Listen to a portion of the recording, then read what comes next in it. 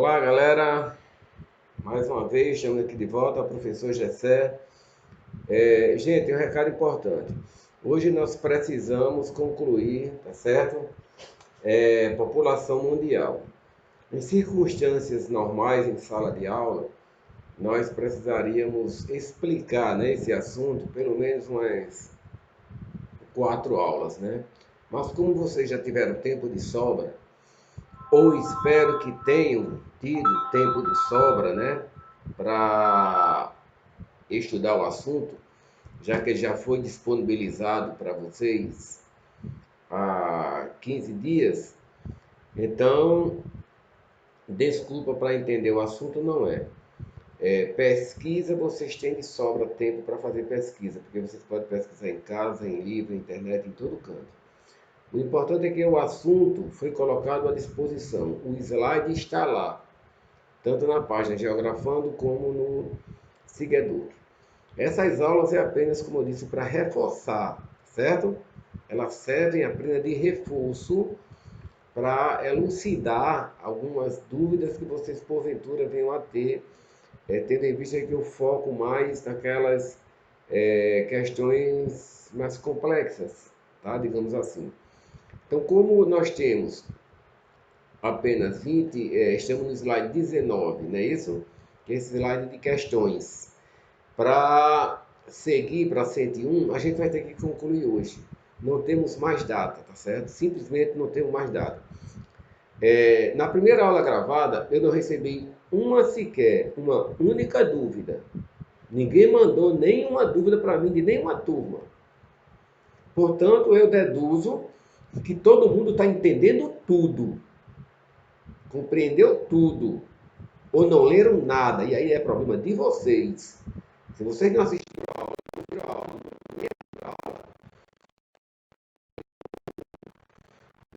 deixar os cabelos ainda mais grisalhos, preocupados se vocês estudaram ou não estudaram. O conteúdo vai ser dado. Cabe a cada um de vocês estudarem ou não. Isso aí é uma decisão sua. Eu só garanto que eu não dou um décimo a ninguém que não mereça. Mas não dou mesmo. Vocês tiveram chance, tiveram slide à disposição de vocês várias semanas, tiveram aula gravada, fiquei aguardando uma semana que alguém me emitisse alguma dúvida sequer. Uma, não houve. Então deduz que entenderam tudo. Pois bem, vamos lá. Nós temos no calendário aqui, ó, como vocês podem ver, esse aqui é o calendário, ó. Deixa eu ver aqui se eu aumentar aqui, ó.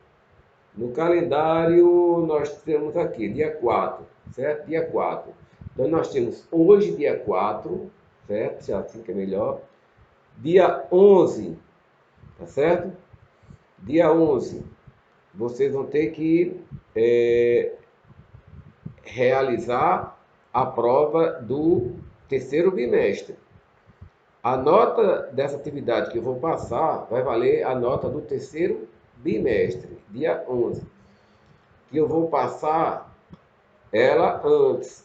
Eu pretendo passar essa atividade antes. Tá certo? Hoje é sexta. Hoje é sexta, Possivelmente, esse final de semana eu já ponho essa atividade para vocês. Que é para, no próximo dia, na quinta-feira, eu já colocar, dia 18, a nova atividade. Porque as duas atividades, tanto do dia 11 como do dia 18, elas vão servir, tá certo? A do dia 11, que eu queria até fazer antes, por isso eu vou disponibilizar antes. Ela vai valer a nota do terceiro bimestre e sobre população. O mesmo assunto, população. Portanto, ninguém pode reclamar que é assunto demais. Poderia ser, não é isso? Poderia até ser assunto demais. Se eu colocasse fontes de energia, que não vai dar tempo. Entendeu? Então, a prova do terceiro bimestre, assim como foi no portfólio, né, que ela já teve participação, a prova do terceiro bimestre, ela vai ser baseada em população. Tá certo? E a do quarto bimestre, também baseada em população. Sendo que a do terceiro bimestre, que vocês têm que entregar no dia 11, ela será toda objetiva. Serão 10 questões de múltipla escolha. A, B, C, D e E. A do quarto bimestre, vocês têm que entregar até o dia 18, sem falta, ela será subjetiva. 1, 2, 3, 4, 5. Tá claro isso? Qualquer coisa vocês voltem o vídeo, porque eu não vou ficar repetindo a mesma coisa, porque o tempo é contra nós, tá certo? Então vamos lá. Vamos nos preparar para fazer a prova do terceiro bimestre. Eu vou ver se eu disponibilizo esse final de semana para que vocês entreguem ela lá no seguidor, que respondam ela. Dia 11 ela tem que estar pronta. Quando eu postar, eu vou colocar a data de início e a data de término. Então vamos lá. Essa questão aqui eu não vou responder porque a gente não tem tempo para isso, tá certo? Vocês é que tem que responder porque é uma questão de exercício. Vamos ao que interessa. Nós estamos aqui no slide 20, né? Exatamente. Nós estamos aqui no slide 20. Vou subir aqui um pouquinho para não atrapalhar aqui o slide.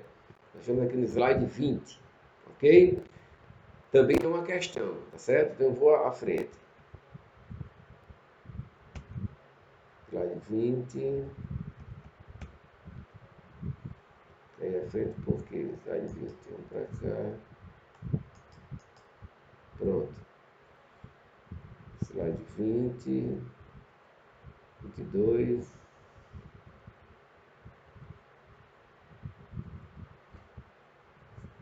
Deixa eu ver que slide é esse aqui, para não atrapalhar aqui a gente.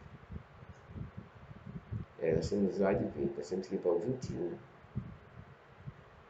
Temos que ir para o 21. Porque ele está passando por aqui. Ele vai por aqui mesmo, não tem problema não. Aqui. Espera a minha vez, dá uma canseira na gente, nada. Pronto, aí. Slide 21. O que é que esse slide está dizendo? Evolução da população do Brasil entre 40 e 2000. Não é isso? Aqui em 1940, uma leitura bem simples, porque esse slide é muito simples, basta prestar atenção. A população de amarelo é urbana e a população em verde é a rural, tá certo? Então, em 1940, nós tínhamos uma população urbana muito menor do que a rural, não é verdade? Nós tínhamos aqui provavelmente um pouco mais de 6 mil, 7 mil, né, de pessoas morando na área urbana e provavelmente 25 mil a 30 mil morando na zona rural. Então, essa população rural foi se mantendo sempre maior do que a urbana até 1970, né? Quando o Brasil passou pelo processo de urbanização. Isso aí está bem claro. Então, em 1970, a população rural, tá certo? Urbana, ultrapassou a rural. Esse fenômeno aconteceu em 1970. No ano 2000, né, a população urbana já representava quase 140 mil, não é isso? No ano 2000, melhor, 140 milhões aqui já né? 140 milhões. E a população rural permanecia ali na casa de 30 milhões. O Brasil hoje tem uma população superior a 200 milhões, né? 211 milhões mais ou menos, certo? E observe no mapa aqui do lado, tá certo? Observe aqui no mapa do lado, onde eu estou circulando, que onde tem essa intensidade alaranjada, é onde está mais concentrada a população brasileira. Notadamente na região litorânea e na região sul-sudeste. Olha que tem um vazio demográfico na região norte e centro-oeste, com exceção do Distrito Federal, da capital Manaus, Amazonas, e das capitais dos países, né? Dos estados. Isso é Roraima e Amapá, tá vendo? E Acre, né? Fora isso, a concentração está na região litorânea. Aqui, nesse slide aqui, você vê a densidade demográfica por país, né? País que tem menos de... Eu já expliquei a vocês o que é densidade demográfica no gráfico, no slide anterior. Não vou perder tempo em explicar agora. A densidade demográfica é aqui, nesse amarelinho mais clarinho, né? Isso você observa no Canadá, na Austrália, aqui na Mongólia. Ou seja, nós temos apenas menos de 5 habitantes por quilômetro quadrado. Quer dizer que são países pouco povoados, não é isso? Os mais povoados, você pode ver aqui que é esse vermelho bem forte, é a Índia, não é isso? Alguns países da Europa, como, por exemplo, Londres, né? Capitais, Japão, Coreia do Sul, na verdade, são os mais povoados. Embora, aqui no Brasil, já expliquei, o Brasil não é um país povoado, é um país populoso. Mas tem regiões muito povoadas. Por exemplo, Natal, Rio de Janeiro, Recife, essas áreas litorâneas, que tem uma concentração de pessoas muito grande. Mas, no geral, comparando a área com a população, o Brasil não é povoado. Ok? E os países mais urbanizados do mundo, né? Mais uma vez, o mais clarinho é o que tem menos de 20%, tá certo? Morando na área urbana. O mais clarinho aparece aqui algum paísinho da África, a Groenlândia, que está de branco, que nem dados tem, né? Que é uma ilha muito gelada e praticamente inabitável, certo? Outro mais clarinho aqui que a gente pode observar, não temos. Vamos para esse de 20 a 40, tá? Que é um roxinho mais clarinho, não é isso? Tem alguns países da África, vários países da África, né? Aqui uma parte, né? Não é isso? Uma parte apenas da Índia, da China. Isso quer dizer que esses países têm a maior parte de sua população ainda rural, tá certo? Não estão num processo de urbanização avançado. Depois vem esse roxinho assim intermediário entre 40 e 60, não é isso? Entre 40 e 60, que aparece também em alguns países da África. Observe que a África é bem heterogênea, né? Ele tem país em todas as faixas, não é isso? Aqui também nesse roxinho intermediário, né? Nós temos outros países aqui, ó. Tibete, né? Aqui pertinho da Índia, da China, né? E esses países aqui geralmente são repúblicas, ex-repúblicas socialistas soviéticas, como Azerbaijão, Uzbequistão, Kirguistão, né? São esses países aqui, ó, que foram ex-repúblicas soviéticas, que hoje são independentes. Aqui um pouquinho mais escuro, numa taxa de urbanização de 60 a 80, não é isso?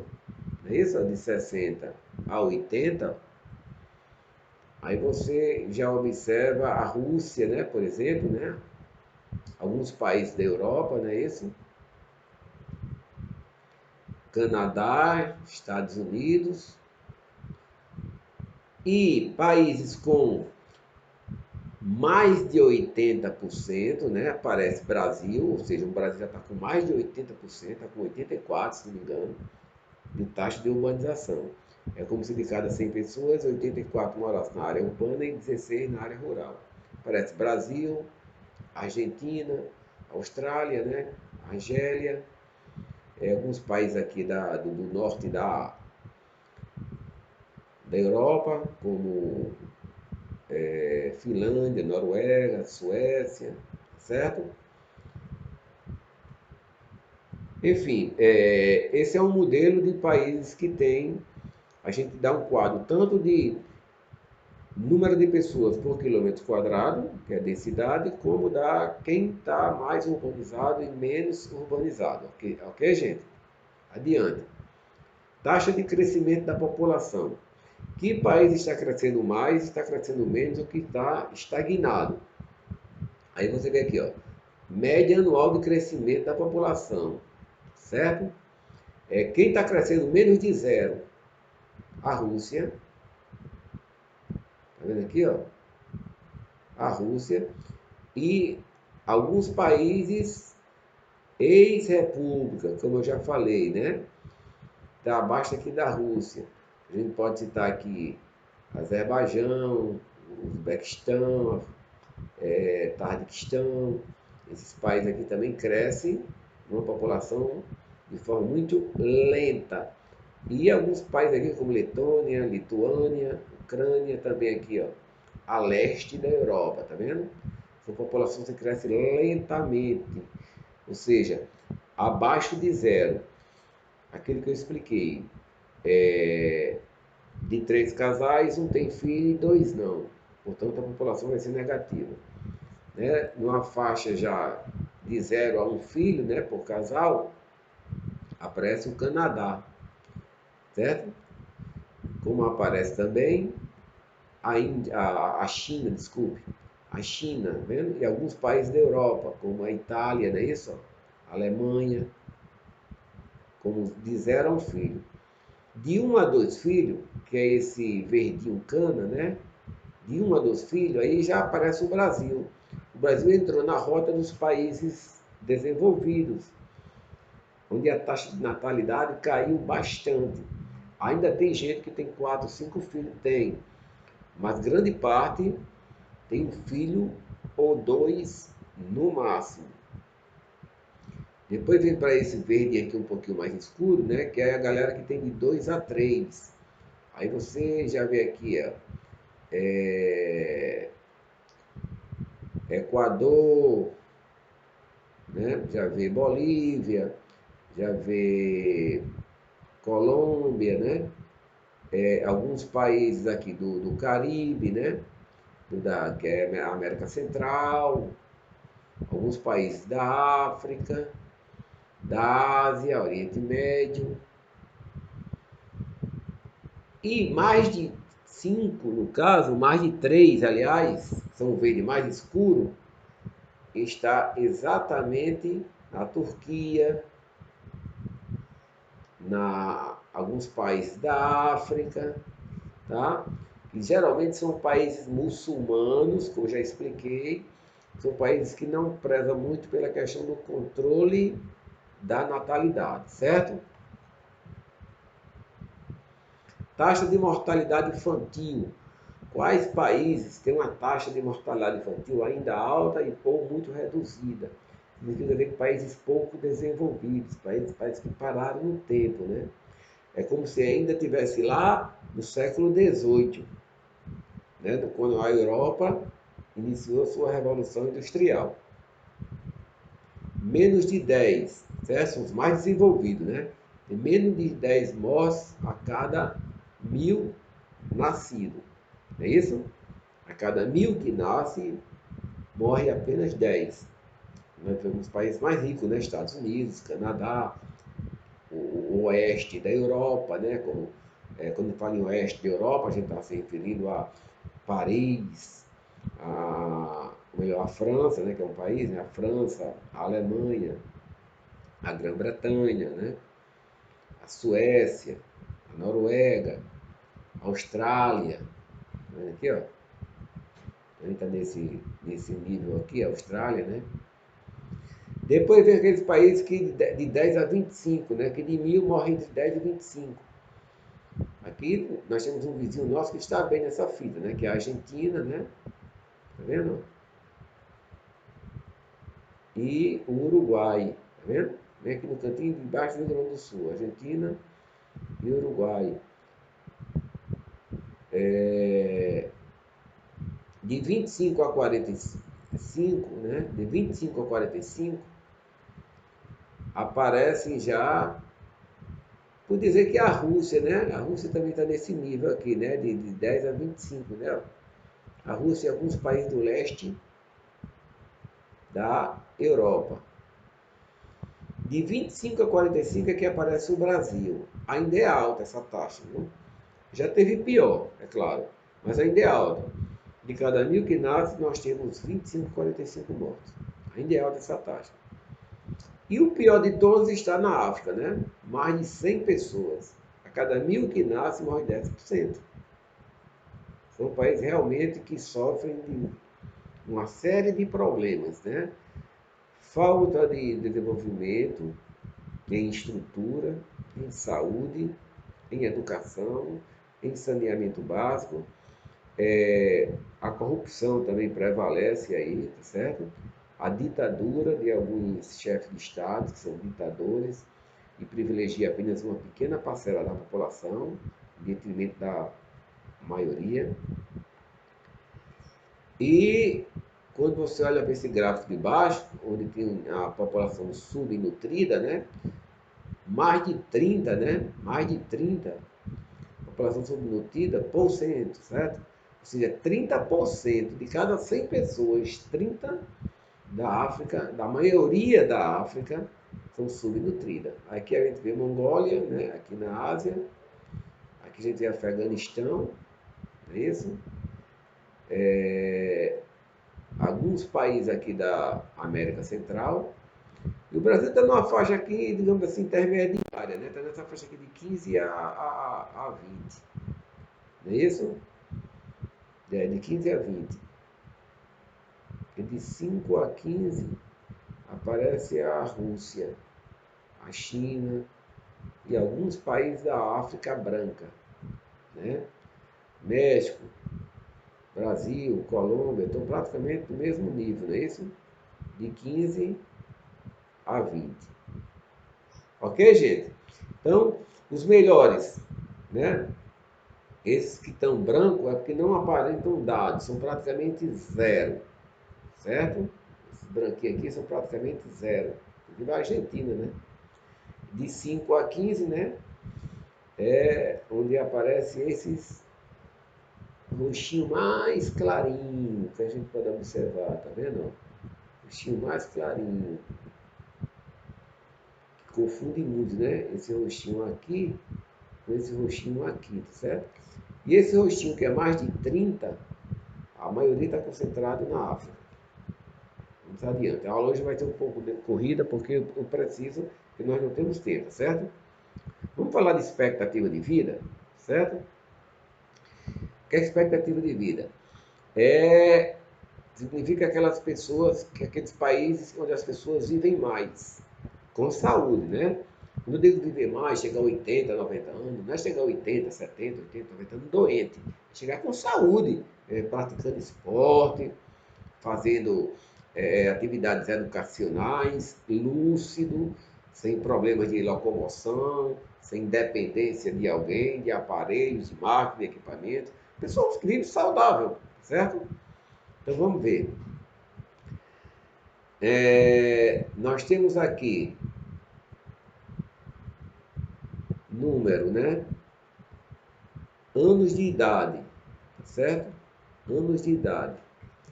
Até 70 anos, não é isso? 70 anos. Aí o Brasil, né? Que é o número 1. Aqui, ó, Brasil, número 1. A faixa de expectativa de vida é de 72,4 anos, certo? Faixa razoável. Aí vem um amarelinho aqui, ó, que é Suazilândia, na África. A situação está precária. Você tem uma expectativa de vida de 30 anos, e quando a gente está começando a vida, os caras lá já estão morrendo. Estão chegando no auge da vida. Entendeu?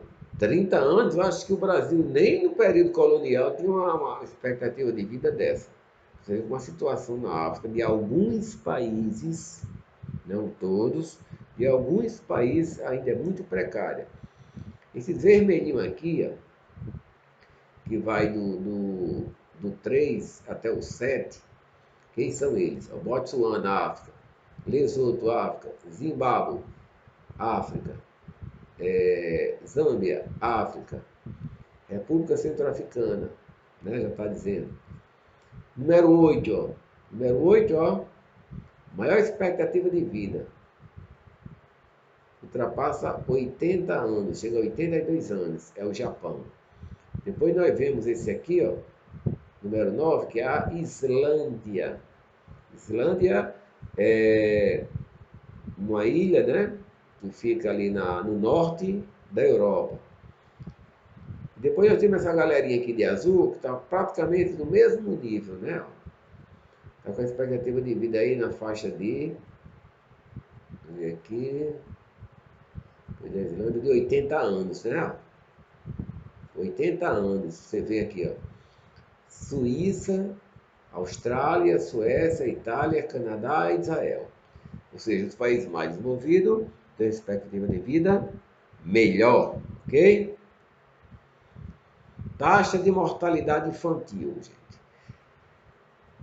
Vocês podem achar que são muitos gráficos, são muitas leituras, mas geografia aliás, geografia o que menos importa são os textos. O que mais importa em geografia, gente, é a leitura de gráficos, de imagens, de tabelas, de estatísticas, certo? Do que texto. Texto deixa para história, filosofia. Essa galera aí que pega aqueles textões enormes que só que tem muita paciência para ler aqui. Então vamos lá. Você vê aqui taxa de mortalidade infantil por cada 1.000 nascidos vivos. Eu já falei que esses cálculos se dá a cada 1.000, certo? Aí você vê maior que 3, não é isso? Melhor, menor que 3, né? Menor que 3. Menor que 3. Menos que 3, né? Países da Europa, né? Esses mais escurinhos, azul mais escuro, né? Além de Japão e Coreia do Sul.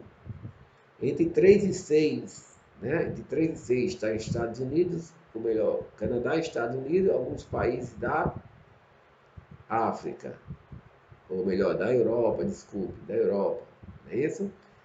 E depois chega aqui ainda, pega a Argentina, né? O sul, o extremo sul do Chile, né? Está nessa faixa de menos que 3, né?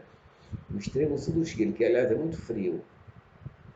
Depois nessa faixa de 6 a 12, né? Aí aparece o Brasil, tá vendo? Aparece o Brasil nessa faixa de 6 a 12. Ok? A Argélia, Egito, alguns países da África Branca, não é isso? Aqueles países do leste, ou melhor, do sul da Rússia, né? Que são as ex-repúblicas socialistas soviéticas lá do tempo da Guerra Fria.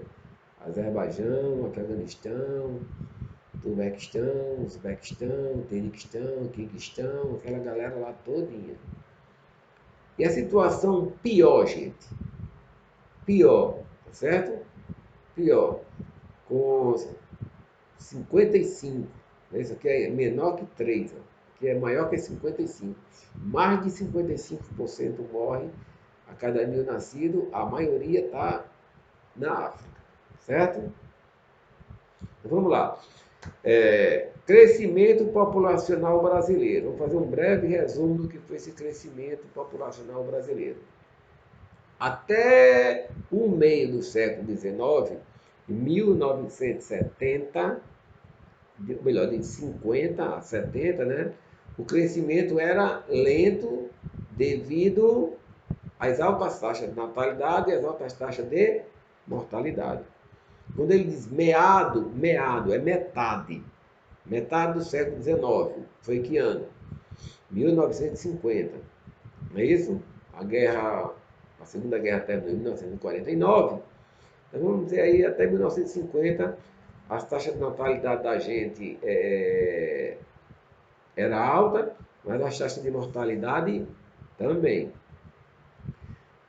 É, após 1930, não é isso? Após 1930, o crescimento populacional foi influenciado por conta da industrialização, que começava a chegar aqui lá no governo Vargas, né?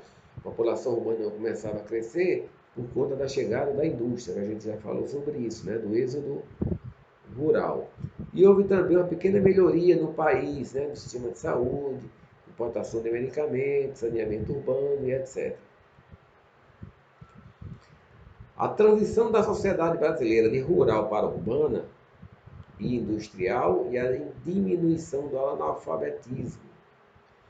Políticas de incentivo da natalidade dos governos após 1930, como, por exemplo, salário família, licença maternidade, escola pública gratuita, creche no local de trabalho. Tudo isso incentivou a natalidade, não é isso? Você tinha salário família, você tinha, é como se fosse o Bolsa Família hoje, né? Você tinha motivo para ter mais um filho, porque também ia ter uma ajudinha do governo, embora não fosse grande coisa. Escola pública gratuita, que antes você tinha aquelas escolas de padres, né, escolas católicas, mas todas cobravam. A escola católica nunca foi grátis, né? Até hoje. Creches no local de trabalho. Então, até a década de 1970, o Brasil teve um crescimento elevado. Elevada a taxa de natalidade e as taxas de mortalidade começavam a entrar em declínio. Por quê? Por conta da chegada dos medicamentos, saneamento básico, a mulher no mercado de trabalho, né? Aí, até 70, a taxa de natalidade do Brasil era muito alta. Perguntar para seus avós, minha mãe mesmo, né? Ela teve 10 filhos. Você deve ter avós e mães, suas mães, não sei, mas provavelmente seus avós tiveram nessa faixa também. Até 1970, foi quando a taxa de urbanização brasileira chegou ao ápice. Seguindo, entre 80 e 90, a taxa de crescimento do país foram reduzindo, né? Mas lentamente, foram reduzindo aos poucos, implicando no crescimento populacional mais lento. E a mortalidade infantil continuou diminuindo. É isso? A taxa de natalidade também foi diminuindo, que é número de filhos por mulher. Portanto, quando eu falar em taxa de natalidade, é o número de nascido por cada 1000. Taxa de mortalidade é o número de mortos a cada 1000. Já a taxa de fecundidade se refere ao número de filhos que cada mulher tem, certo? E aí, nesse período, depois, entre 80 e 90, o número de filhos por mulher foi diminuindo. E por quê? Utilização de métodos contraceptivos, né? Surgiu a pílula, né? Ingresso da mulher a pílula que a gente chama de o anticoncepcional, o ingresso da mulher no mercado de trabalho, não é isso? A dupla jornada de trabalho, a mulher tanto tinha que trabalhar como tinha que cuidar de casa. Isso tirava dela aquele apetite, né? Aquela vontade, aquela disposição para a prática do sexo, tendo em vista seu cansaço. Algumas mulheres também passaram a residir sozinhas, né? Independente de marido. Além do custo, né, para a formação do filho ser muito alto. As mulheres também passaram a ter uns casamentos mais tardios, antes se casavam com 14 anos, com 13, passaram a casar depois dos 20, isso diminuiu também a população. E após 90, o país entra em um estágio de transição demográfica. Deixa de ser um país predominantemente jovem para ser adulto e idoso. Existia uma música gravada lá nos anos 80 que dizia que o Brasil era um país do futuro, porque era um país de população muito jovem. Mas a partir de 90, esse país deixa de ser jovem por conta da queda da taxa de natalidade e as crianças que começam a elevar a sua faixa etária passam a se tornar adulto e entrar no mercado de trabalho. E a partir daí, a gente diz que o Brasil se torna um país adulto. certo? A partir de 90. Então, a expectativa de vida do Brasil, né? Começou aqui, ó, em 40, né, com uma expectativa de vida de 42 anos. Até o ano 2020, que nós estamos, a nossa taxa de expectativa de vida subiu para 75,5, ou seja, 75 anos e meio. Você viver no Brasil bem, com saúde, não é isso? A média é 75,5. Embora quem se cuida mais, é isso? Do aspecto que eu falo de atividade física, atividade mental, atividade laboral, né? Porque depende muito também do seu trabalho, né? Alimentação, nutricional, aumenta aí para 80, 85, por aí, tá? Então, bom, nós estamos no slide 32, o crescimento vegetativo da população brasileira, né? A sociedade brasileira, como nós sabemos, vem passando por mudanças em sua estrutura demográfica. O que significa estrutura demográfica? É que o número de filhos continua caindo, certo? Vem diminuindo consideravelmente. Para se ter uma projeção, de acordo com a ONU, a taxa de 2,1 filhos por mulher é considerado o ideal para a reposição da população. Ou seja, se nós tivermos hoje 8 milhões de pessoas, 8 bilhões de pessoas no mundo, e cada país, cada casal, tiver 2,1 filho, essa taxa vai se manter aí em 8 bilhões, esse número quantitativo. Mas isso não vai se manter porque alguns países vão ter mais, outros menos. Então vai haver uma oscilação. Mas o ideal é que a média fosse de 2,1 para repor a população. Então, eu digo que o Brasil caminha na mesma direção dos países ricos.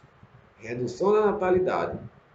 Graças ao ingresso da mulher no mercado de trabalho, métodos contraceptivos, urbanização, política de planejamento familiar e acesso à educação.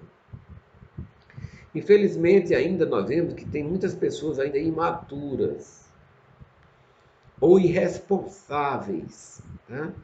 Imaturas, ingênuas ou irresponsáveis, porque ainda tem, vocês conhecem, você deve conhecer pessoas que vivem em condições muito limitadas financeiramente, economicamente, que mal dá para sustentar a si, ao irmão e aos pais, e a filha ainda acha de ter mais um filho. E às vezes acha pouco ainda tem um segundo, sem a mínima condição. Forma de evitar não falta. Não evitou porque não quis, porque foi irresponsável, certo? Então, é duro falar isso, mas é a verdade. Você precisa planejar quando você pode ter um filho, porque não vem me dizer que você não teve como evitar. Teve sim, você não evitou porque você não quis. Aí o crescimento vegetativo do Brasil, né, de 60 a 2020, não é isso? Taxa de natalidade, ó, vai só cair, não é isso? Até chegar a 15,66. Enquanto a taxa de mortalidade também vai ficando num patamar assim, quase que inalterado, né? Morria 9 aqui, caiu para 7, depois caiu para 6,6, 6,7, subiu para 7,2 e hoje está em 8,4, né? Então, feito esse cálculo de taxa de natalidade por taxa de mortalidade, nós chegamos ao crescimento vegetativo. Em 2020 já sinaliza para menos de um filho por casal. De acordo com esses cálculos aqui, tá certo? Considerando a taxa de natalidade, considerando a taxa de mortalidade. E o que é transição demográfica?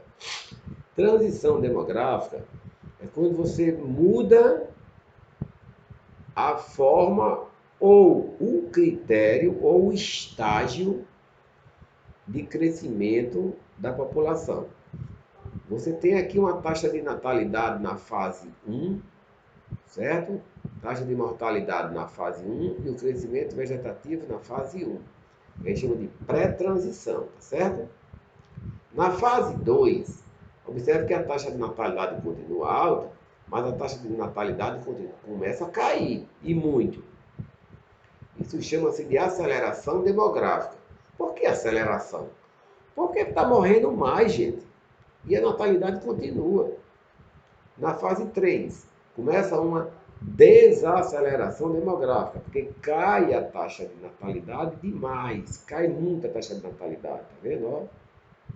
Isso. E a taxa de mortalidade praticamente permanece a mesma, não é isso? E na fase 4 vai haver uma estabilização, onde as duas curvas de mortalidade e natalidade vão se encontrar. Ok? Isso nós chamamos de estabilização da população. Então, na contramão da redução da natalidade, o Brasil vem tendo uma sensível melhora no indicador de expectativa de vida, que já chega aos 76 anos, por causa de dois fatores. Viu? Dizemos que o Brasil se encontra em uma fase de transição demográfica. Enquanto o número de crianças e jovens vem diminuindo, o número de idosos vem aumentando, ok? Portanto, vou falar disso aqui, desse bônus demográfico.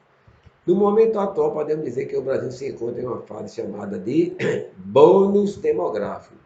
O que é bônus demográfico? Ocorre quando a população de adultos supera a população de crianças e de idosos. Quando você tem uma população maior, entre 15 e 64 anos, nós temos um bônus demográfico. O que é bônus? Mais pessoas aptas para o mercado de trabalho. Só isso. Então, taxa de natalidade e mortalidade são dados estatísticos, né? Segundo o número de nascidos e o número de mortos. Então, dizemos que a diferença entre taxa de natalidade e taxa de mortalidade significa o quê? O crescimento vegetativo. Para exemplificar melhor esses conceitos, observe essa fórmula aqui. Ó. Tn, que é igual à taxa de natalidade, vai ser igual ao número de nascido vezes 1000 dividido pela população. Você calcular a taxa de natalidade.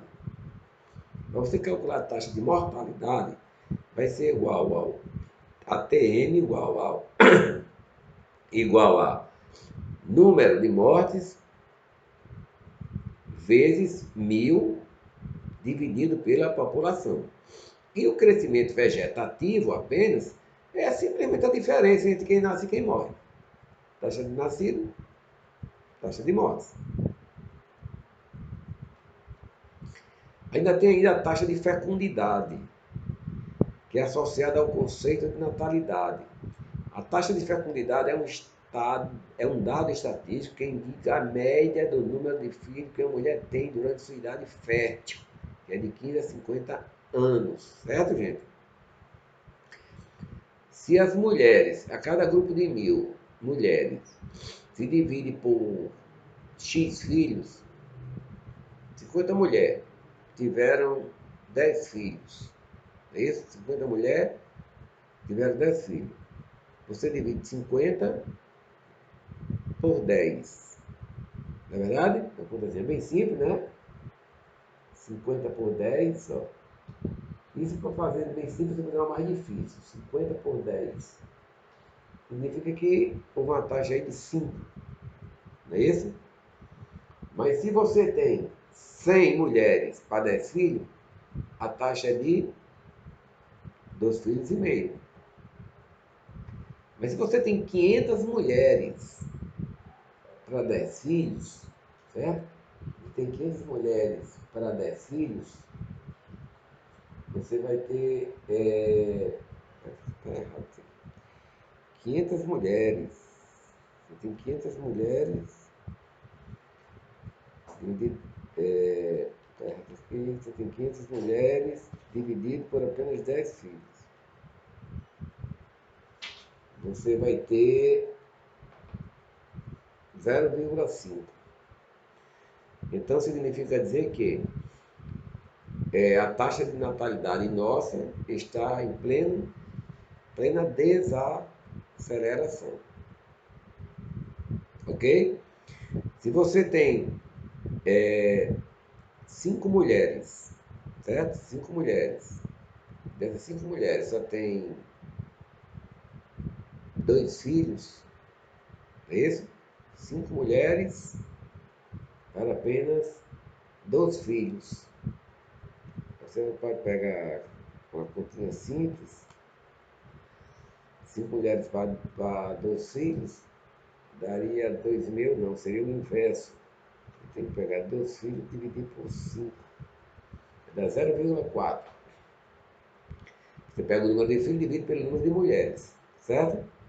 Estava fazendo errado. Depois a gente se equivoca, né? Se eu tenho 10 mulheres, e 5 filhos, então eu tenho que pegar 5 dividir por 10. Vai dar meio filho por mulher. Não é isso? Isso aí é taxa de fecundidade. Você divide o número de filhos pelo número de mulheres. Então, indo para esse último parágrafo aqui, ó. Segundo dados do IBGE, no Brasil, a taxa de fecundidade tem diminuído de forma que no ano 2000 era 2,4 filho por mulher. E em 2015 caiu para 1,7. E em 2020 nós vimos que já baixa de 1. Lá nos anos 70 era 5, 6 filhos por mulher. Essa era a taxa de fecundidade. Então, olha como diminuiu bastante o número de filhos por mulher no Brasil. A mortalidade infantil, não é isso? Corresponde à morte de criança entre 0 e 1 ano de vida. Certo?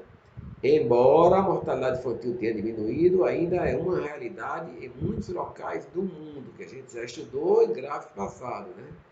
O Brasil ainda se encontra numa faixa aí de 0 a 15. Né, que ainda é considerada alta. A expectativa de vida, não confundir com mortalidade infantil nunca. A mortalidade infantil é quando as crianças morrem num percentual alto, não é isso? Até completar 1 ano de vida. E a expectativa de vida é quando você vive mais e com saúde. Hoje a nossa expectativa de vida é numa faixa aí de 75 anos. Então, taxa de natalidade e mortalidade brasileira, eu já expliquei, certo? Aqui tem um gráfico interessante para vocês analisarem, onde eu falo de esperança de vida da população, o tempo de benefício, esperança de vida do homem, tempo de benefício, e esperança de vida de mulher e tempo de benefício, certo? No Brasil, a esperança de vida da população, de uma forma geral, entre homens e mulheres, é de 75 anos, certo? Com um tempo de benefício de 10,1, certo? É o que ela vive após deixar o mercado de trabalho, é o bônus que ela recebe. A esperança de vida do homem, só do homem, cai para 71, com um tempo de benefício de 6,6, enquanto que a mulher sobe para 78. E vários fatores explicam isso, gente. A mulher, ela ocupa menos funções de risco, como trabalhar em minas, em submarinos, embora já exista policial feminina, mas é um número bem menor do que o número de homens que vivem nas ruas, nos presídios, combatendo o crime, né, em cortiços, em favelas, em locais de alta periculosidade. O homem é menos cuidadoso com a sua saúde, não é isso? O homem se envolve mais em brigas, né, em tiroteios, bebe mais, fuma mais, se droga mais. Embora a mulher também faça isso, mas faz em uma proporção menor. Então, a mulher, até no trânsito, a mulher é mais cuidadosa do que o homem. A gente sabe disso. Por mais que a gente ache que a mulher dirija com muita lentidão, que a mulher a gente chama de, no ditado popular, né? É lenta, enrolada, mas ela é muito cuidadosa e precavida. O trânsito mata muito, não mata tanto quanto o homicídio, certo? Mas o trânsito mata muito e mata muito homens. Isso explica o fato da mulher ter esperança de vida maior. Taxa de mortalidade infantil. Aqui a gente faz um levantamento por região, né? No Brasil nós temos uma taxa de 29%. Em 2000, em 2010 ela cai para 15%, certo? Como estamos em 2020, deve ter caído um pouco mais. Na região norte, essa taxa é de 29,5%, quase a mesma taxa do Brasil em 2000. Cai para 18% em 2010, certo? Vamos falar só em 2010, está mais atualizado. Nordeste, 18,5%, ainda é uma taxa de mortalidade alta. Então você vê que Norte e Nordeste são taxas de mortalidade alta, principalmente pela questão, eu não digo nem da desnutrição, mas da ausência de outros fatores, como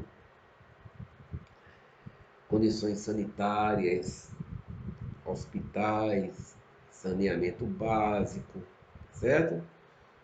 O próprio clima, né, árido, seco também favorece, né, a uma insolação maior.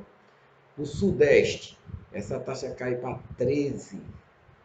No Sul, para 12%.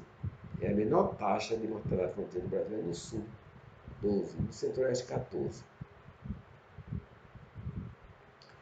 A estrutura etária da população brasileira. Essa estrutura etária da população brasileira, a gente pode observar em forma de pirâmides, que são gráficos que retratam a população por sexo, não é isso? E por idade, não é verdade? Houve uma mudança na estrutura? Houve demais, gente. Se você comparar esse gráfico aqui de 1980 a 2020, não é isso? Olha só, a população entre 0 e 14 anos, a população jovem, houve um declínio, tá vendo? Ó? E a população adulta de mais de 60, houve um acréscimo. A previsão é que essas duas linhas se cruzem até 2050. Quando essas duas linhas se cruzar, o Brasil entra no estágio que a gente chama de crescimento nulo, ou crescimento negativo, como hoje ocorre com a Rússia. Aqui é um breve estudo de pirâmide etária, que eu acho que vocês já estudaram isso lá no primeiro ano, certo? Você vê de um lado os homens, do outro lado a mulher, né? Na base aqui, ó, a população mais jovem e no topo vai se afunilando, né? Para até 80, 75 anos. Então podemos dizer que essa é uma pirâmide de um país jovem, onde a base é mais larga. Essa aqui também, tá vendo? 1980, 1990. Certo? Essa pirâmide etária do ano 2000 já começa a demonstrar uma desaceleração nas taxas de natalidade, não é isso? Ó? A base dela já começa a diminuir e quem vai se alargando é o corpo, o centro, não é isso? Essa pirâmide já está se transformando em uma pirâmide de país adulto, certo? Começa aqui, ó, também o mesmo caso, ó, país adulto. Aqui ainda é um país adulto. E aqui já é um país caminhando para adulto idoso, onde está se alargando aqui o topo da pirâmide. Diminuiu a base e está aumentando o topo. a estrutura sexual brasileira, não é isso? Aumentou o percentual de idosos e diminuiu o percentual de jovens. Nós acabamos de ver isso. Então, as taxas médias de fecundidade por mulher vêm caindo demais. Olha só, galera, olha só. Em 70, nós tínhamos uma faixa de filho por mulher de 5,8. Em 90, caiu para 2,3. Em 2000, para 1,6. Em 2020, um filho por mulher. Ou seja, cada mulher só tem um filho. E vários fatores contribuem para isso, né? Que a gente já explicou. Mulher no mercado de trabalho, a mulher que planeja melhor a sua vida, a mulher que cuida mais da sua vida profissional e educacional, ela prefere mais se qualificar, fazer uma graduação, um curso superior, até uma pós-graduação, e deixa a maternidade de lado. A questão homossexual também contribui para isso, porque não se reproduzem, não é isso? E nós temos vendo que esse grupo de pessoas, não é isso? Vem aumentando, tanto a homossexualidade masculina como a feminina, vem aumentando. Isso também contribui para a redução da população. E o que é PEA, gente? PEA é a população economicamente ativa. Agora, o que é? Quem está enquadrado nesse PEA, nessa população economicamente ativa? Aí varia muito de país para país. Não há um método consolidado em todo mundo para definir aqueles que fazem parte da PEA, tá certo? Por exemplo, nos países subdesenvolvidos, o índice inclui os indivíduos que possuem de 10 e 60 anos. Já no Brasil, a PEA, a gente inclui a galera acima de 14 e abaixo de 65, ok? Então, distribuição da população economicamente ativa. Em 2016, como é que estava distribuída essa galera? 28% estava no setor secundário.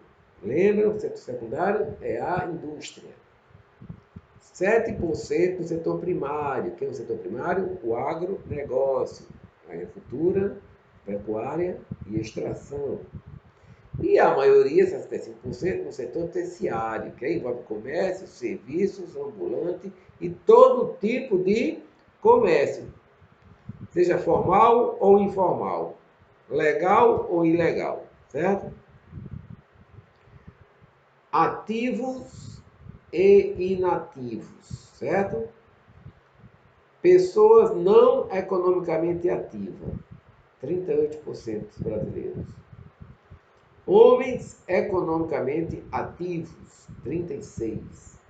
E mulheres economicamente ativas, 24%. Aqui está as taxas de conhecimento, a gente segue em frente, né? Estamos no slide 50, precisamos adiantar o conteúdo. Como disse a vocês, não pode perder tempo. Estamos já aqui no slide 52, onde eu digo que é exemplo de adensamento populacional. Adensamento populacional, gente, são regiões muito povoadas, certo? Eu dou 4 exemplos aqui, ó. E vazios demográficos são regiões pouco povoadas. Bom, e as teorias demográficas, né? Tem essas teorias demográficas que vocês precisam estudar mais, analisar mais. Começa pela teoria malthusiana, né? A teoria malthusiana dizia que a tendência natural, baseada na teoria dele, era de que a população iria, grande parte, morrer de desnutrição.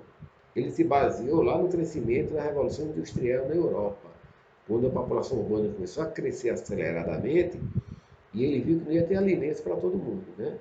Ele dizia o seguinte: a população cresce de forma geométrica, não é isso? No sentido de matemática, 1, 2, 4, 8, 16, 32, e a produção de alimento em forma aritmétrica, 1, 2, 3, 4, 5. Então ele concluiu que faltaria alimento na Terra, não é isso? Essa era a teoria malthusiana. Deixa eu tirar isso aqui para não prejudicar aqui o gráfico. Qual era a ideia central de Malthus? Para reduzir a taxa de natalidade. Ele chamava de controles preventivos para reduzir a taxa de natalidade. Restrições morais e casamento tardio. Certo? Vou só explicar a vocês, vocês não terem dúvida. Essa restrição moral era que a mulher se expusesse menos na forma de se vestir, na forma de se trajar, para ser menos provocativa, segundo ele. Ele era um pastor evangélico e dizia que a forma da mulher se vestir provocava a tentação, o aumento da libido sexual. Na ideia dele, né? No Brasil até hoje tem gente que pensa assim, né? E os casamentos mais tardios, né?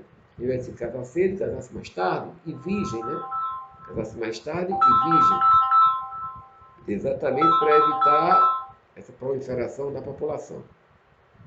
E os controles positivos, na opinião dele, para diminuir a população, seriam a fome, a guerra, as pragas, a miséria e as epidemias. Ok? Era a teoria malthusiana. Agora aqui ou para cá. Bom, só que Malthus, gente, Malthus, na sua tese, ele não considerou os avanços científicos, técnicos, que aumentariam a população, né? Ele também não considerou as reservas que tinha nos mares, nos oceanos de alimentos, né? Por isso que a teoria dele foi derrotada. Pronto.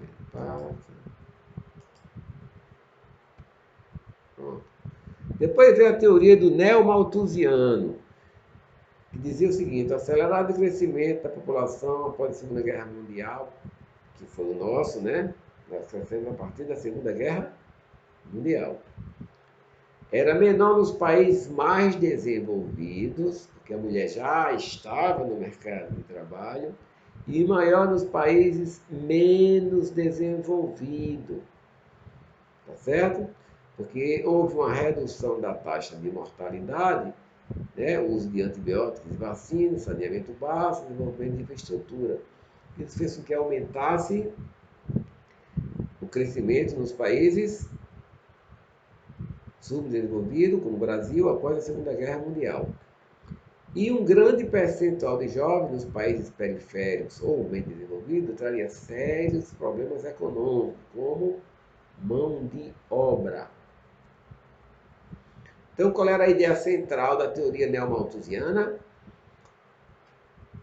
Haveria uma explosão demográfica, encargos econômicos, países capitalistas teriam que se preocupar com a miséria dos países periféricos, como América Latina, Ásia e África. E a solução para eles era simples: controle de natalidade, não reprimir os abortos ilegais. Você poderia abortar a tom de caixa do jeito que quer, como hoje, né? Alguns movimentos aí defendem, né, o aborto de qualquer jeito. Não importa, a Constituição diz que o aborto no Brasil, estou falando de Brasil, só pode ser, digamos assim, aprovado em 2 casos: estupro ou alguma deficiência mental, não é isso? Da criança, um anencefalo, não é isso? Uma criança sem cérebro. É que seria. Mas tem um grupo aí de galera que defende que o aborto, engravidou, não gostou, aborta. Isso aí os caras já defendiam lá atrás, né? Os neo-malthusianos. Além disso, a esterilização de mulheres em massa, que é a laqueadura, corte das trompas, né? Castrar as mulheres para que elas não engravidassem. Essa é a teoria neo-malthusiana. E depois vieram algumas críticas, né, da teoria neo-malthusiana, vocês podem estudar depois, não perder tempo. Vamos falar da teoria reformista. Ele dizia que a taxa de natalidade não era a causa do atraso nem da pobreza dos países periféricos, era uma consequência. Os miseráveis não são responsáveis por suas misérias, por terem muitos filhos. Eles diziam que o pessoal tinha muito filho por falta de educação, acesso à informação. Entendeu? Era isso que dizia a teoria reformista. Que por falta de educação, por falta de informação, por falta de acesso a meios contraceptivos, a população mais pobre, mais carente, crescia mais. Mas hoje em dia, essa população não pode mais dizer isso. Porque informação tem celular, tem notebook, tem na escola, tem na TV, tem no posto de saúde, tem em todo canto. Não é isso? E a teoria ecomalthusiana se preocupava com o meio ambiente. A ideia central dessa teoria se relaciona diretamente ao crescimento populacional com a degradação do ambiente. De acordo com esses ambientalistas, quanto mais rápido fosse o crescimento, principalmente nos países periféricos, maior seria a exploração de recursos naturais. E hoje não é bem assim, né? Parece que quem mais explora os recursos naturais são exatamente os países mais ricos, em busca de riqueza e renda para o seu desenvolvimento tecnológico e industrial. Isso aqui não é tão importante. Aqui é um exercício para vocês. Você pode passar esse exercício. Isso aqui é só para você de ajudar, certo? Eu também posso passar. Aqui é uma pirâmide etária da população do mundo em 2000, não é isso? Isso aqui você diria um país rico ou um país pobre? País pobre, né? Porque pobre não desenvolvido, né? E a população jovem está na base, não é isso? Enquanto no país rico, ele é adulto para idoso. Diminuiu a população jovem. Aqui um exemplo, né, de um país rico para um país pobre, né? Aqui há uma pirâmide da Europa e uma pirâmide da, ou melhor, minto, pirâmide da África e uma pirâmide da Europa. Ok? Está claríssimo isso aqui, né? População idosa aqui, ó, crescendo, né? População adulta aqui ainda mais larga, mas com a tendência a envelhecer, e a população mais jovem em completo declínio. Aqui uma projeção de uma pirâmide etária do Brasil em 2060, quando nós seremos uma população idosa, porque 65 anos, 60 anos aqui, tá vendo? Nós começamos a nos alargar, e estamos alargando, certo? Então nós aqui somos uma população já idosa, mas a previsão é que isso aconteça já em 2050. Pirâmide etária, vamos seguir em frente, que bem interessante. E o que seria um IDH, gente? Índice de Desenvolvimento Humano, você já está bem sabe o que é isso. E IDH, ele é avaliado por vários fatores, certo? Ele varia de 0 a 1. Ele leva em conta saúde, educação, esperança de vida ao nascer, expectativa de vida, quanto mais velho, com saúde, melhor, os níveis de corrupção, água potável, saneamento básico, corrupção, tudo isso são critérios para medir o IDH, certo? Então ele diz que um IDH elevado, como por exemplo que vai de 0,800 a 1000 a 1, ele dá o caso da Noruega. Países com IDH entre 0,799 e 700 são considerados elevados, é o caso da Rússia. Países com IDH entre 0,699 e 600 são considerados médios, é o caso da África do Sul. E assim vai. E os piores IDH, que é o baixo, é o Haiti, certo? O Brasil, aí eu dou um exemplo aqui, eu não citei o Brasil aqui, eu vou explicar por quê.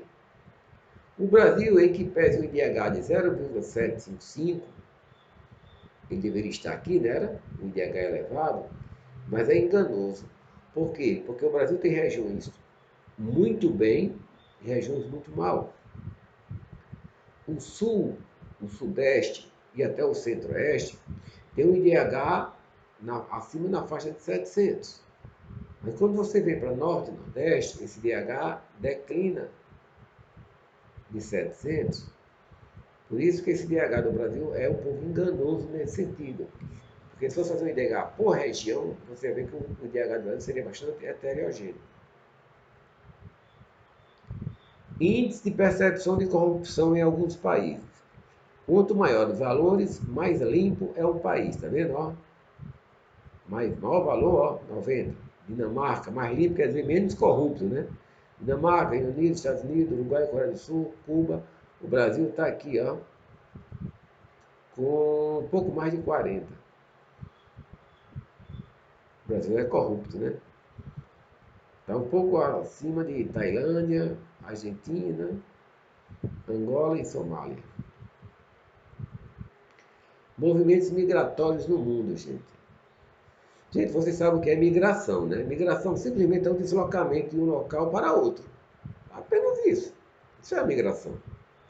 Agora, essa migração ela pode ser interna ou externa. Se você sai do Brasil para a Argentina, você faz a migração externa. Mas você vai fazer uma migração de Caicó para São Paulo, você faz uma migração interna, porque você está dentro do Brasil. Então vamos lá. A migração externa, internacional também, ela pode ser espontânea, né, pela vontade própria, ou pode ser forçada, contra a vontade do migrante. Não é isso? Observação, gente. Quando você sai de um país, você faz uma emigração. De onde você sai, você emigra. E quando você chega, você imigra. Não confunda isso. E tem as migrações temporárias, que pode ser diária, que a gente chama de pendular, aquela que você vai e volta todo dia. O lazer, a sazonal, aquela que você passa sazonal, você passa um período apenas. O nomadismo, aquela que você não tem lugar fixo, você vive vagando, feito cigano. E por tempo indeterminado. As migrações estão relacionadas diretamente com vários fatores, como, por exemplo, política, religião, natureza, econômica, social, étnica, cultural e psicológica. Tudo isso é motivo de imigração. Atualmente, gente, a Europa ela tem sofrido um grande surto de imigrantes, certo? E eles têm tentado controlar, principalmente de africanos e muçulmanos. Africanos da África e muçulmanos da Ásia. E a Europa está tentando controlar isso aí. Está difícil de controlar. Porque muitos já chegaram lá, já se enraizaram, estão trazendo famílias. A França é o maior modelo disso. O problema é seríssimo, porque esses imigrantes, quando chegam, eles querem implantar o seu modo de vida, como o número de filhos, como impor sua religião. E aí é um contraponto, é um conflito com os costumes locais. Tá? Só para ilustrar, né? A bandeira da Suíça, né? E ele chama de ovelha negra, ele está expulsando o imigrante. Forma de imigração, ó, pessoal que vem dos países da África, nessas embarcações absurdas, precárias, né? Muitos deles morrem antes de chegar na Europa. Mas a Europa precisa de imigrantes, visto que a maior parte da população é considerada idosa. Sim, mas eles querem imigrantes que tenham qualificação, que passe por uma triagem para evitar grupos terroristas, criminosos, assassinos, bandidos, foragidos da justiça de outros países, entendeu? Então, é um critério muito complexo para você fazer esse filtro. A fronteira mais complexa do mundo em forma de imigração é a fronteira do México com os Estados Unidos. Porque o número de imigrantes que tentam ultrapassar a fronteira para entrar nos Estados Unidos é enorme. os Estados Unidos já tentou barreira de todas as formas. Inclusive, Donald Trump criou até um muro, aumentou, criou não, já existia. Ele estendeu, aumentou e reforçou esse muro. E sem contar também que muitos morrem nessa tentativa, certo? Morrem de fome, de sede, afogados, soterrados por fazendeiros, né, que pastoram a sua fronteira, de todas as formas. Tudo são vigilância do muro americano, tá? Aqui são um disfarce que os imigrantes usam para entrar nos Estados Unidos. É um absurdo, parece hilário, mas é isso mesmo. Aí eu dou essa sugestão de filme, caso vocês queiram assistir, uma produção de 2015, Deserto. Esse filme vai retratar bastante o desespero de imigrantes mexicanos tentando adentrar o território americano. As consequências dos movimentos migratórios, né? É muito clara. Ocupação e povoamento de uma área, influência na distribuição geográfica, impactos no desenvolvimento econômico, mudança nos costumes, né? Parte da população economicamente ativa nas áreas de emigração, a rejeição ou conflito, chamado de xenofobia, não é isso? E as migrações internas ocorrendo aqui no Brasil. Êxodo rural é a saída do campo para a cidade, a pendulagem é aquela que você vai e volta. É como eu, por exemplo. Se eu dou aula em Jardim do Seridó e em Caicó, então quando eu vou para Jardim e volto para Caicó, é uma transição pendular, vou e volto. Transumância ou sazonal é quando eu vou apenas passar um tempo, um período, ou a trabalho ou a estudo. Tem a migração rural, né? Você sai de um sítio para outro. Urbana. Você sai da área urbana de Caicó, vai para a urbana de Jardim do Seridó. É urbana. A urbana rural. A migração interregional é quando você sai de uma região para outra. Inter, quando você sai do Nordeste para o Sudeste. Intra é quando você sai, por exemplo, de Caicó para Recife. Você não saiu da região Nordeste. Ele continua dentro da região Nordeste. Então ele é considerado intra. Estamos chegando ao finalzinho, tá certo? Não vou nem olhar para o tempo, porque eu acho que já passou de uma hora. Movimento migratório no Brasil. Os principais tipos de imigração, a gente já estudou isso.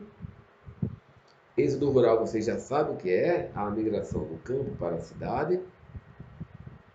Movimento pendular, eu já expliquei, é a saída de vai e volta diariamente. Portanto, posso passar.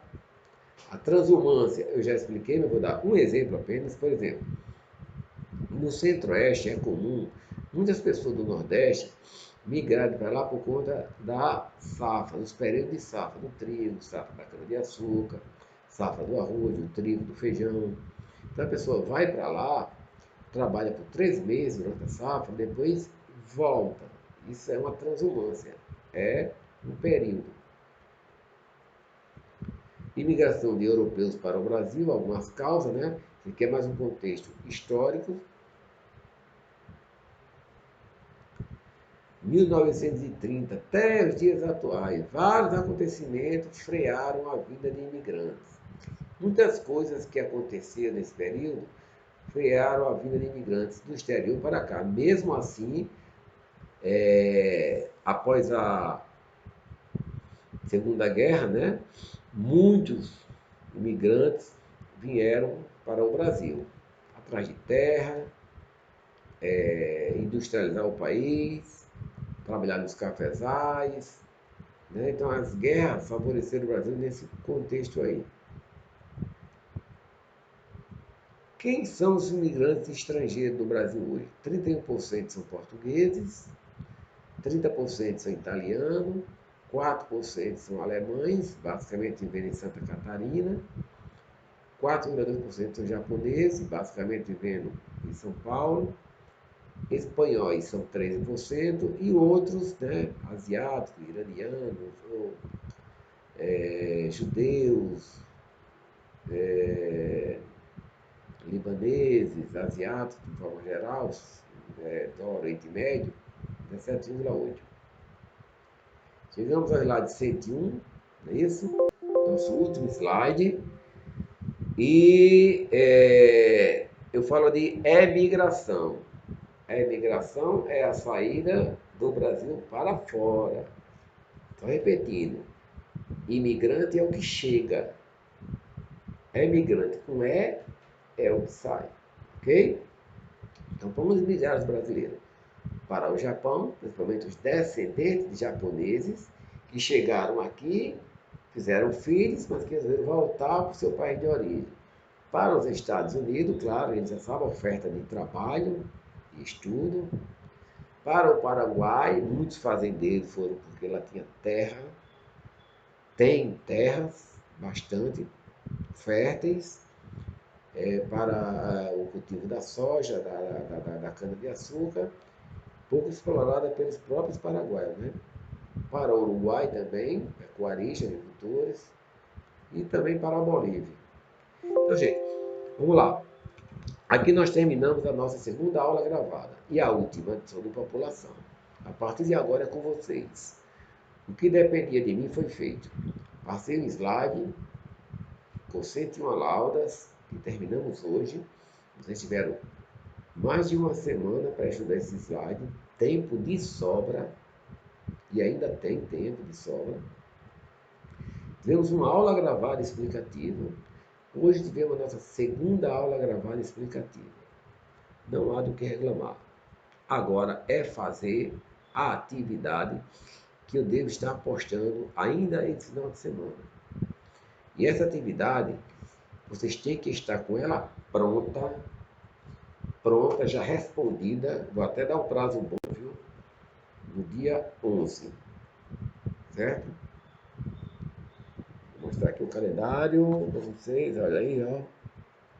Dia 11. Aqui, essa atividade tem que estar pronta e respondida às 8 da manhã. Ela se encerra às 8 da manhã. Essa atividade aqui, certo? Porque aqui eu já vou passar a outra atividade que você vai entregar dia 18. Pronta às 8 da manhã também. Espero que vocês tenham entendido. Fui muito claro. Valendo 10. Valendo 10 para o terceiro bimestre. 10 questões objetivas de múltipla escolha sobre esse assunto. Valendo 10. Valendo 10 para entregar dia 11. Essa nota vale para o terceiro bimestre. Para o quarto bimestre, valendo 10. 5 questões subjetivas para ser entregue às 8 da manhã no máximo, dia 18, está encerrado o ano letivo. Se, e somente se, houver algum caso que a gente precise fazer uma recuperação, tá certo? Aí eu vou avaliar. Primeiro eu vou ver lá as atividades dessas pessoas que não atingiram a média lá nos primeiros bimestres, se fizeram. Se não fizeram, e eu, junto com a coordenação, se eu decidir resolver, eu faço uma recuperação. Essa recuperação seria já no dia 21. Seria na segunda-feira. Não tem muito tempo. Eu já vou fazer uma recuperação. Então, se eu vou fazer essa recuperação, eu vou fazer no dia 21, na segunda-feira. Para quem precisar, ok? Então, bons estudos. Material vocês têm de sobra. Estudem bastante. Aproveite, porque as notas, como eu falei para vocês, elas serão, vão valer 10, né, nota máxima. A primeira vai valer para o terceiro bimestre e a outra vai valer para o quarto bimestre. 1 hora e 24 de aula, 24 minutos de aula, gente. É bastante tempo? É. E olha que eu resumi muito, certo? Então, bons estudos e até a nossa prova bimestral, referente ao terceiro bimestre. Tchau.